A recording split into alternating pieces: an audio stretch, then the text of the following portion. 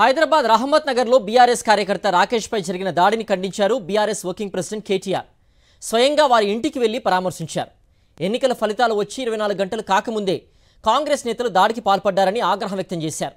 దాడి చేసిన వారిని ఎట్టి పరిస్థితుల్లోనూ వదిలిపెట్టే ప్రసక్తే లేదన్నారు. ప్రతి కార్యకర్తకు అండగా ఉంటామన్నారు కేటీఆర్.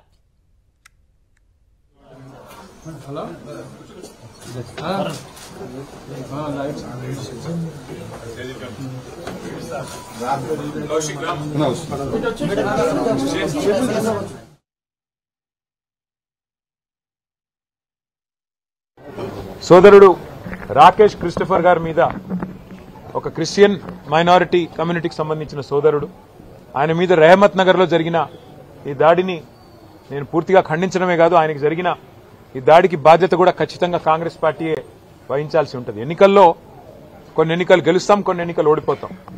ఎన్నికలు జరిగినంత కాలం ఎవరి పార్టీకి వాళ్ళు ప్రచారం చేసుకుంటాం.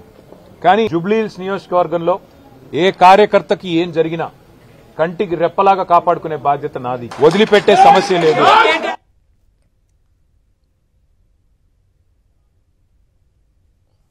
సాక్షి టీవీ ప్రసారాలను నిలిపివేయడం చట్టరీత్యా నేరం. సాక్షి టీవీ ప్రసారాల కోసం మీ స్థానిక కేబుల్ ఆపరేటర్ను వెంటనే సంప్రదించండి.